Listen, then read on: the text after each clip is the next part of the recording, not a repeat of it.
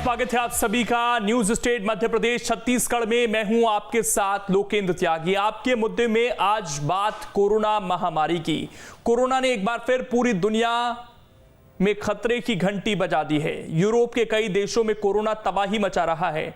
अपने एक और नए वेरिएंट ओमिक्रॉन से दुनिया को डरा रहा है कोरोना। भारत में संक्रमण फिलहाल काबू में तो है, लेकिन यूरोप और दूसरे देशों से जो तस्वीरें निकलकर सामने आ रही हैं, उससे मध्य प्रदेश सहित पूरे भारत को सावधान रहने की जरूरत है।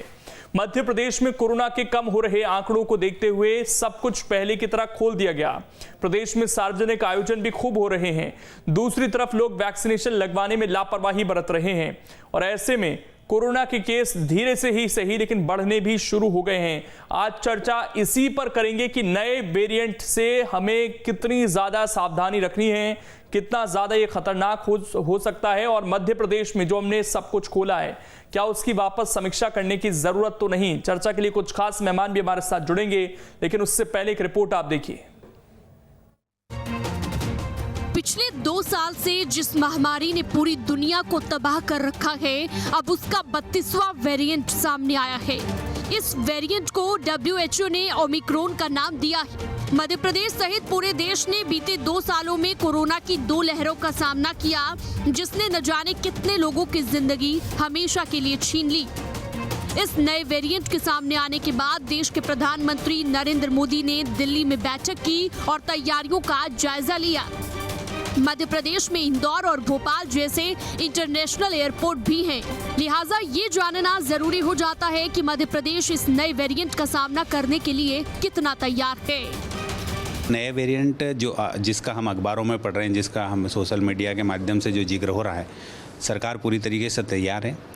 कोरोना की जो आगे अगर कोई भयावहता आती है, कोरोना बढ़ता है, तो मध्य प्रदेश की सरकार हो या हमारी भारत की सरकार हो, भारतीय जनता पार्टी की दोनों ही सरकारें पूरी ताकत के साथ समाज के साथ मिलकर इस कोविड की महामारी से निपटने के लिए तैयार है। पर मैं ये चाहूँगा, मैं ईश्वर से कामना भी करूँ कि भारत में और मध्य प्रदेश में इस प्रकार की किसी भी प्रकार की कोरोना की कोई लहर नहीं आए। प्रदेश में एक तरफ कोरोना को लेकर लोग लापरवाही बरत रहे हैं, तो वहीं दूसरी तरफ सरकारी कार्यक्रम और राजनीतिक सभाएं भी हो रही हैं, जिसमें हजारों की संख्या में लोग शामिल हो रहे हैं। इन राजनीतिक सभाओं और कोरोना की तैयारियों को लेकर कांग्रेस नेता क्या कुछ कह रहे हैं, वो भी सुन लीजिए। जब ये वेरिएंट सामने आ रहे हैं, इंटरनेशनल स्टडीज सामने आ रही हैं और इसकी स्पीड जो है पुराने वेरिएंट से 4 गुनी 5 गुनी ज़्यादा है, ये चीज़ें इस्टेब्लिश हो रही हैं, तब मध्य प्रदेश सरकार ने कैसे, किन सूचनाओं और निष्कर्षों के आधार पर पूरा मध्य प्रदेश से सारे प्रतिबंध और निषेध हटा दिए हैं। बड़ी बड़ी सभाएँ हो रही हैं। कल ही हुआ है आपके बड़ा सम्मेलन, जिसमें जो है भारतीय जनता पार्टी में जो है लट्ठम मारी हुई है। तो ये तो रोज़ हो रही हैं, रोज़ सभाएँ हो रही हैं। मुख्यमंत्री जी रोज सभाएं कर रहे थे, चुनाव में भी रोज उन्होंने जो है इस तरह की भारी भीड़ भड़क के इकट्ठा किया है। बहरहाल अब तक इस नए वेरिएंट के मरीज भारत में सामने नहीं आए हैं, लेकिन फिर भी हमें कोरोना गाइडलाइंस का पालन करना होगा। तो वहीं दूसरी तरफ सरकार और प्रशासन को भी समय रहते स्वास्थ्य व्यवस्थाओं को दुरुस्त करने और सार्वजनिक जगहों पर कोरोना गाइडलाइंस को सुनिश्चित करने पर गंभीरता से काम करना होगा। Team news state. और चर्चा करने के लिए 3 खास मेहमान इस वक्त हमारे साथ जुड़ गए हैं। डॉक्टर प्रमोद नीमा जी हैं, हेल्थ एक्सपर्ट हैं। सनवर पटेल जी हैं, प्रवक्ता हैं बीजेपी के। और अपराजिता पांडे हैं, प्रवक्ता हैं कांग्रेस के। आप तीनों का बहुत बहुत स्वागत। सबसे पहला रिएक्शन आज प्रमोद नीमा जी आपसे। थोड़े से बेफिक्र हो रहे थे हम लोग, ये जो नया वेरिएंट आया है सर, और जिसके बारे में कहा जा रहा है कि जो पुराना वेरिएंट था डेल्टा, उससे कहीं ज्यादा खतरनाक। बिल्कुल। तो क्या अभी हम जो इंतजार कर रहे हैं, ये ऐसा तो नहीं कि देरी कर रहे हैं फैसले लेने में, क्योंकि कुछ यूरोपियन कंट्रीज ने साउथ अफ्रीका से पूरी तरीके से फ्लाइट बैन कर दिए हैं, इजराइल ने बैन कर दिए हैं, हम अभी बैठक कर रहे हैं।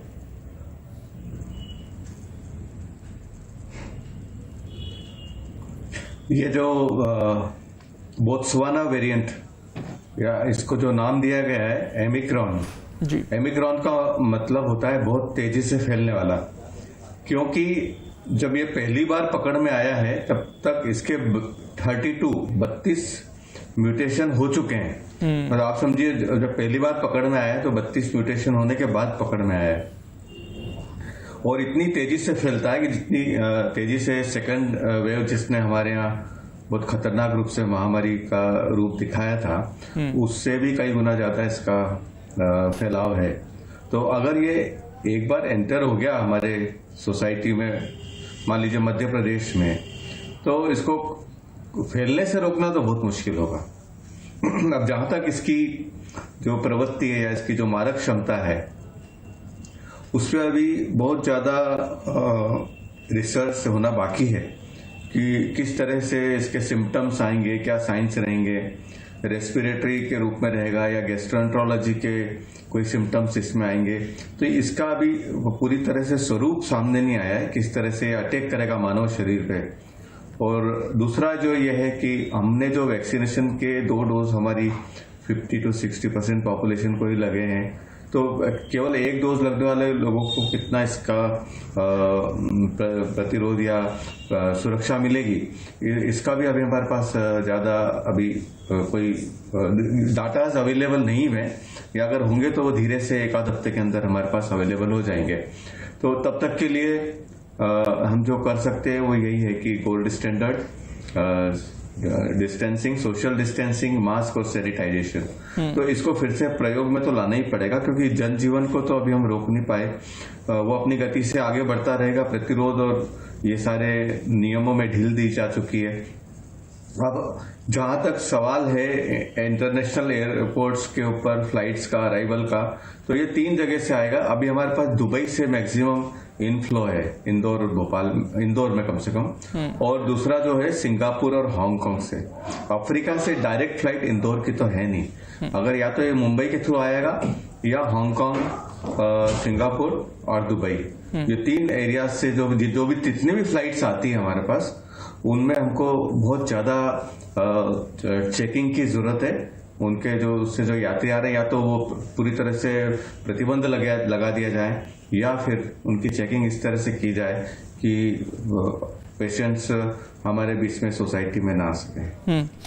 सनवर जी, सवाल यही है कि जब सारी चीजें खोली जा रही थी तो ये कहा गया था कि समय पड़ने पर बिल्कुल हम उसको समीक्षा करेंगे। आपको लगता है कि अभी से हमें प्रोएक्टिव रहना चाहिए? बहुत इंतजार करने से कई बार एक केस भी फिर वो मल्टीप्लाई होता चला जाता है और लाखों में कब पहुंच जाता है हमें पता नहीं चलता। निश्चित रूप से दिपेश जी, बहुत ही अच्छा सवाल आपने उठाया और आज बहुत ही अच्छा विषय आपने लिया है। और जैसा प्रमोद जी ने अभी हमको बताया कि यह जो ओमिक्रॉन नाम से जो नया वेरिएंट आया है, यह बहुत ही घातक है और यह साउथ अफ्रीका से आया है। और जैसा उन्होंने बताया कि हमको हांगकांग, सिंगापुर या दुबई की जो फ्लाइट है उनको तत्काल रोकना चाहिए या उन पर कड़ी निगरानी करना चाहिए। मैं आपको बताना चाहता हूं कि भारत की सरकार जो इस प्रकार के निर्णय लेती है वो बहुत ही संवेदनशील सरकार है।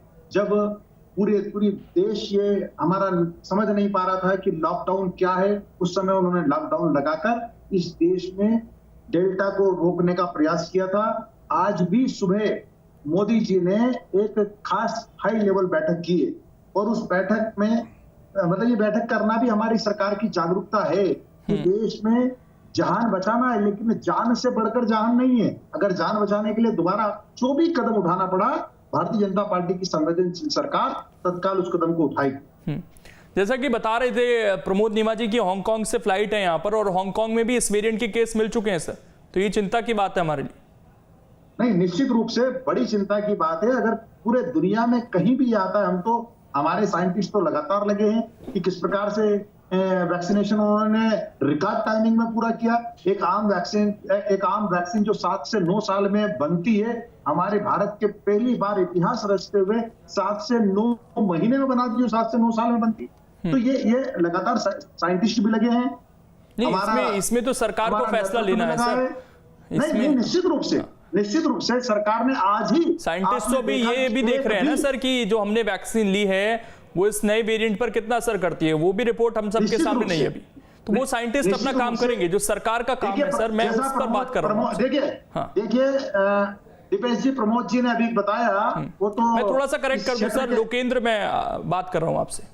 ओके, लोकेंद्र जी जैसा अभी प्रमोद जी ने बताया, वो क्षेत्र के विद्वान हैं और उन्होंने बताया कि अभी तो ये भी नहीं पता है कि ये वेरिएंट किस तरह से इंसानों को इफेक्ट कर रहा है, इसके सिम्टम्स क्या है और ये किस तरह से अटैक कर रहा है। ये सब चीजें अभी साइंटिस्ट भी इसकी खोज कर रहे हैं और भारत सरकार तो संवेदनशील सरकार है, बिना एक भी केस आए और ईश्वर करे कभी ये केस ना आए, शासन तो सजग है ही, शासन तो निर्णय लेगी ही, पर ये दुनिया में भी ना आए। कोरोना ने वो हाहाकार मचाया है कि अब कोई भी ये नहीं चाहेगा कि हमारे देश में कम से कम एक भी केस आए। और आज उसी कड़ी में सम्माननीय हमारे देश के संवेदनशील प्रधानमंत्री जी ने आज एक हाई लेवल की मैं ये जानना चाह रहा था सर, मैं उसकी बात जा रहा हूँ अपराजिता के पास, क्योंकि और कंट्रीज ने बहुत क्विक रिएक्शन लिया है। उन्होंने अफ्रीकन कंट्रीज को बैन किया, फ्लाइट रेड लिस्ट में डाल दिया। हम इतना सोचते क्यों हैं इन चीजों में?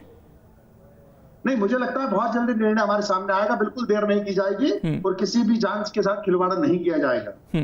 अपराजिता जी, कंसर्न है और आपको लग रहा है कि सही दिशा में सरकार जा रही है? आज जिस तरीके से बता रहे हैं, सनवर जी की बैठक भी हुई है, आज प्रधानमंत्री ने भी उसको बहुत सीरियसली लिया है।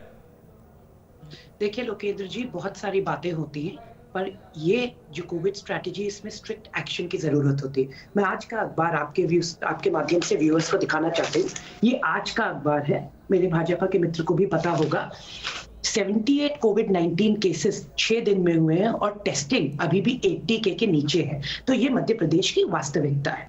हमने तो हमेशा कहा है कांग्रेस पार्टी ने कि हम as an opposition, as a credible opposition साथ मिल के चले, क्योंकि ये कोविड का मामला है और जानों का मामला है।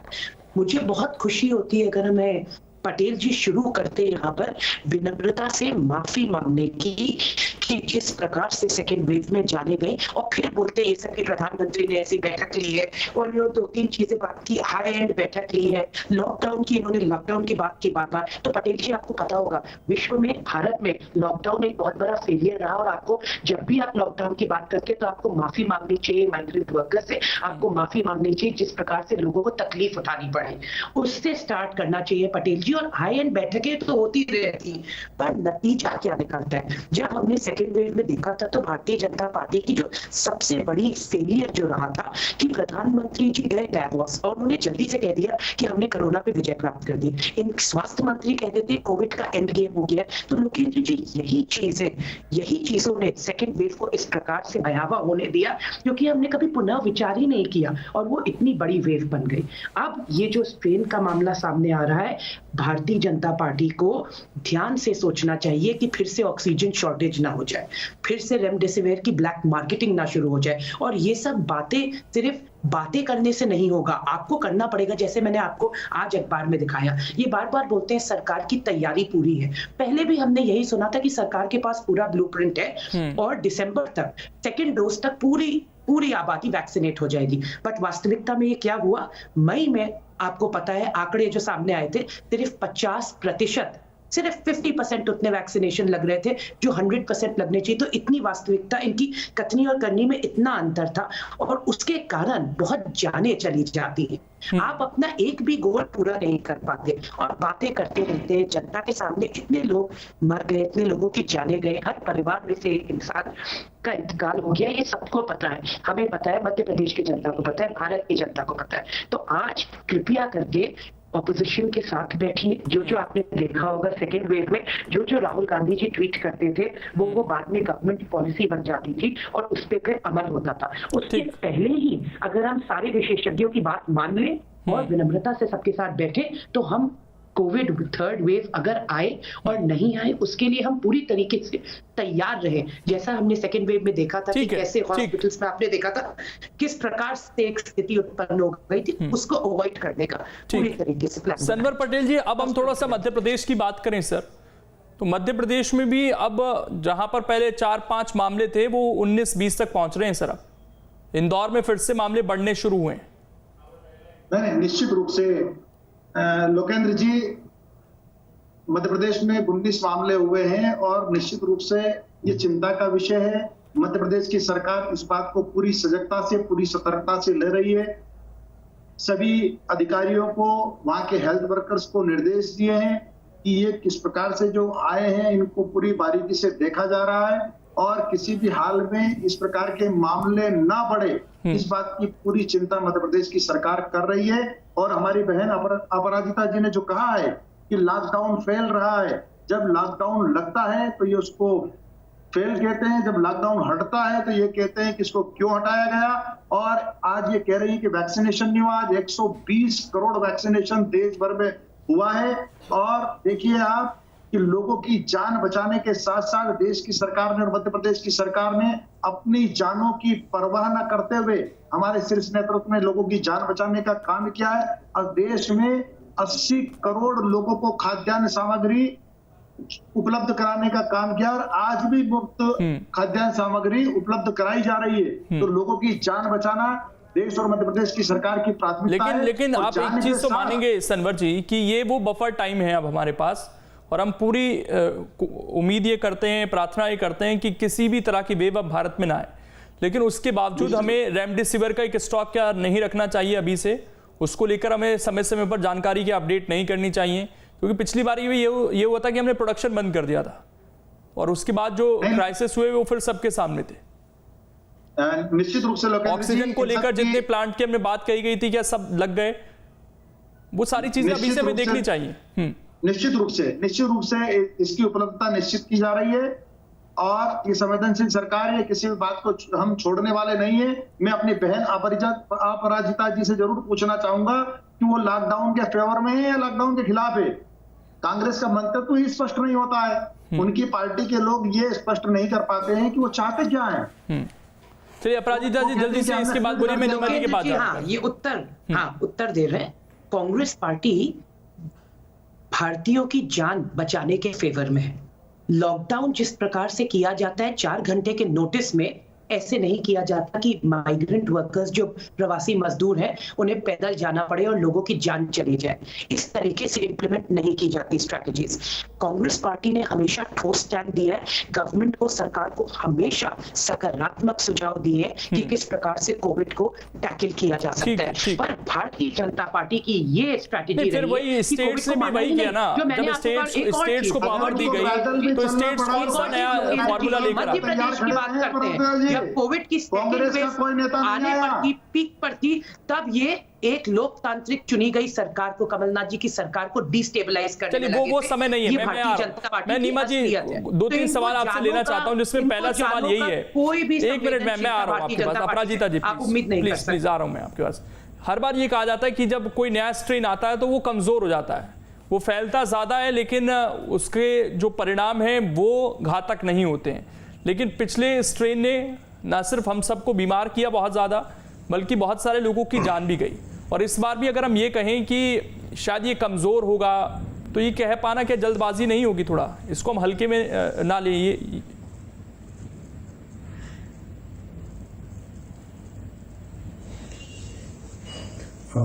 लोकेश जी, इसमें थोड़ा सा अभी कुछ स्टडीज होना बाकी है इस वेरिएंट के ऊपर। फिर भी एक चीज जो बिल्कुल निश्चित है कि जिनको 2 डोज लगे हैं उनकी प्रतिरोधक क्षमता 91% तक है कि वो किसी भी वेरिएंट से मुकाबला कर सकते हैं, या अगर उनको इन्फेक्शन होगा भी तो इतना सीरियस नहीं होगा कि वो जानलेवा साबित हो। कुछ सिम्टम्स जरूर होंगे और शायद उनको भर्ती होने की भी जरूरत न पड़े। अभी हमारी जो मध्य प्रदेश की जनता को आवश्यकता है कि जिन लोगों को 2nd डोज नहीं लगा है उनको कैसे भी करके लगवाना, क्योंकि ये प्रश्न पिछले बार भी जब हम बैठे थे चर्चा के लिए तब भी उठा था, पर उसमें अभी भी इतनी तेजी नहीं आई है, क्योंकि हमें कम से कम 90% लोगों को 2nd डोज तक पहुंचना पड़ेगा। तीसरा जो विचार यह है कि फ्रंट वॉरियर्स जो है, सुरक्षा कर्मी, सफाई कर्मी और स्वास्थ्य कर्मी, उनके लिए 3rd डोज लगाने के बारे में भी क्योंकि बूस्टर डोज लगे को 6 महीने से 8 महीने से भी ज्यादा हो चुके हैं, मार्च में या अप्रैल में लगे कई लोगों को। तो बूस्टर डोज 3rd जो है उसका कंसिडरेशन कम से कम फ्रंट वॉरियर्स के लिए फिर से होना चाहिए, क्योंकि वही जब कोई भी महामारी आएगी तो वही सामने आएंगे और सबसे ज्यादा अफेक्शन उन्हीं लोगों का होगा। तो एक बार फिर से वैज्ञानिकों को बैठ के इस पर चर्चा करना पड़ेगी कि फ्रंट वॉरियर्स को 3rd डोज लगाया जाए। और सबसे पहला जो हम काम कर सकते हैं कि पिछली बार जो ट्रंप आए थे और अपने साथ महामारी के लिए बहुत सारे पेशेंट्स आ गए थे, तो उस वक्त प्रवासियों के द्वारा ही आयात हुआ था हमारे देश में ये वेरिएंट सेकेंड वेव के टाइम। तो अब की बार हमें प्रवासियों पे जितना कंट्रोल कर सकते हैं हमारे इंटरनेशनल एयरपोर्ट के द्वारा, वही हमारी सबसे बड़ी उपलब्धि होगी। क्योंकि हम जानते हैं कि अफ्रीका से हमारा बहुत बड़ा व्यापार क्षेत्र भी है और जो पर्यटन भी होता है, तो उन पर किस प्रकार चेक की जाए ये तो गवर्नमेंट सरकार को डिसाइड करना पड़ेगा। पर वहीं से हम इस पे चेक और रोक लगा सकते हैं। अदरवाइज एक दो केस भी अंदर आ गए। और दूसरा बात यह कि एक बार अभी जो जनता बेफिक्र होकर घूम रही है, और अभी हम तो ये इंतजार कर रहे हैं कि नगरीय निकाय के चुनाव की घोषणा होने वाली, ऐसा कुछ सुनने में आया है। तो एक तरफ तो हम भयंकर लापरवाह हैं, पर अगर 100 केस भी आ गए मध्य प्रदेश में तो हाहाकार मच जाएगा। क्योंकि हमारी जो पूर्व स्मृति है महामारी की, वो अभी गई नहीं। हमें मालूम है कि हमने कितना भुगता है। जहां तक ऑक्सीजन प्लांट का सवाल है, मुझे ऐसा लगता है कि मध्य प्रदेश में ऑक्सीजन प्लांट पर्याप्त मात्रा में, खास करके शहरों में तो हो ही चुके हैं। और रेमडेसिविर के बारे में मैं एक थोड़ी सी विनती सभी से करना चाहूंगा कि रेमडेसिविर लाइफ सेविंग ड्रग है, इसका प्रचार बिल्कुल न किया जाए। क्योंकि हम क्या होता है कि जब रेमडेसिविर नहीं मिलता है तो एक पूरी तरह से कालाबाजारी और लोग उसको पाने के लिए कुछ जतन नहीं करते हैं। तो remdesivir is not very life saving drug, ये प्रूव हो चुका है। WHO की जो गाइडलाइंस है उसमें भी ये कहा गया कि remdesivir is not very life saving drug.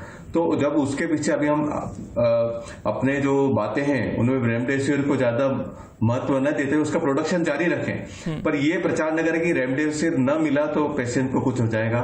इससे हमें बचना चाहिए। ये मेरा थोड़ा सा विनती सभी को रहेगा। एक जो भारत में हम बिहेवियर देखते हैं ना सर, चलता है, हम अगर ये कहें कि हम चेकिंग करेंगे हर जगह पर, तो उसमें दिक्कत ये आ जाती है कि एक तो जो डिवाइस लेकर खड़े हैं वो ठीक से काम कर रहा है नहीं कर रहा है, इसका कोई अता पता नहीं। सर्टिफिकेट देखने में भी भीड़ इतनी ज़्यादा होती है कि बस चलता वाला सिस्टम है कि हाँ देख लिया। तो इससे अच्छा है कि फिलहाल तो बाहर की फ्लाइट्स को रोकना ज़्यादा बेहतर है, क्योंकि हम पूरी तरीके से बिलीव नहीं कर सकते सिस्टम के ऊपर। वेरी करेक्ट जी, बिल्कुल सही, बिल्कुल सही है। और इंटरनेशनल एयरपोर्ट से इतना ज्यादा आवागमन नहीं होता है जितना अगर एक बार एक वेरिएंट पेशेंट अंदर आ गया तो फिर हम उसको चेक नहीं कर सकते, क्योंकि फिर से वो कंटेनमेंट जोन बनाना और ट्रेसिंग, टेस्टिंग और उसका पूरा ट्रीटमेंट, ये सब बहुत डिफिकल्ट हो जाएगा। तो अभी हम उस दौर में हैं जहां इसको रोक सकते हैं। इस तरह का कोई आयोजन, खास करके क्रिकेट मैच या कोई इंटरनेशनल आयोजन को तुरंत रोक दिया जाए। सनवर पटेल जी, क्योंकि दिक्कत ये भी थी ना कि 25 दिसंबर आने वाला है और 15 तारीख से ऑलमोस्ट हम इंटरनेशनल उड़ानों को अब फ्री करने जा रहे हैं, मतलब खोल रहे हैं पूरी तरीके से, तो उसकी भी अब समीक्षा करनी पड़ेगी हमें।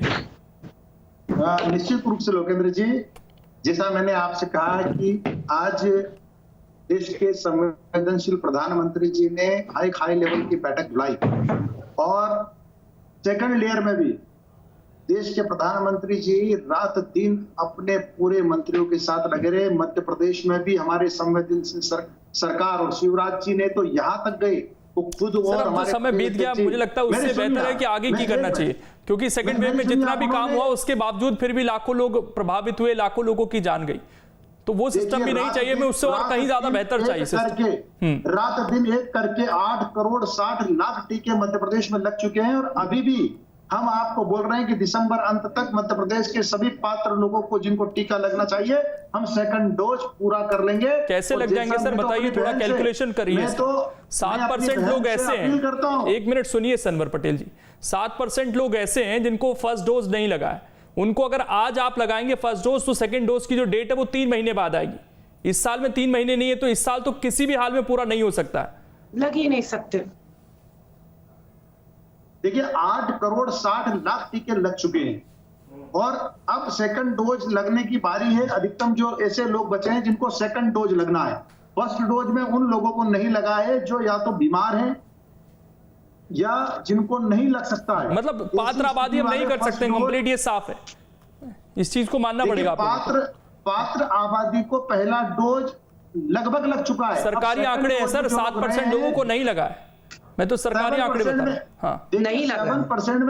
7% में वो लोग हैं जो 70 साल से बुजुर्ग हैं या कोई बीमारी से ग्रसित हैं। ऐसे लोगों को नहीं लग पाया है, लेकिन उनको भी लगा लिया जाएगा। और सेकंड डोज तो पर प्राथमिकता पर रखते हुए हम लोग दिसंबर में हमने टारगेट किया, दिसंबर अंत तक हम सारे लोगों को सेकंड डोज भी लगा लेंगे।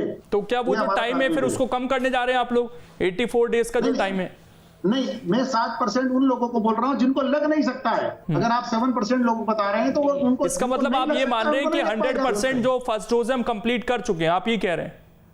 बिल्कुल कर चुके हैं, लगभग कंप्लीट कर चुके हैं।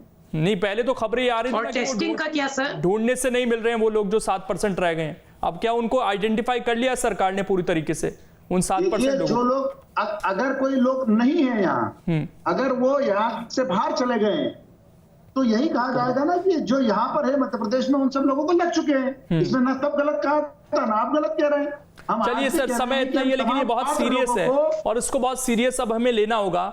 एक दिन की लापरवाही, कुछ घंटों की लापरवाही भारी पड़ सकती है अगर कोई भी व्यक्ति उस वेरिएंट को लेकर भारत में आ जाए तो, या भगवान न करे आ गया हो। शुक्रिया बहरहाल आप सभी का जुड़ने के लिए और इस चर्चा का हिस्सा बनने के लिए। तो बहुत सावधान रहने की जरूरत है। छोटे से ब्रेक के यहाँ पर रुक रहे हैं, खबरें लगातार जारी हैं।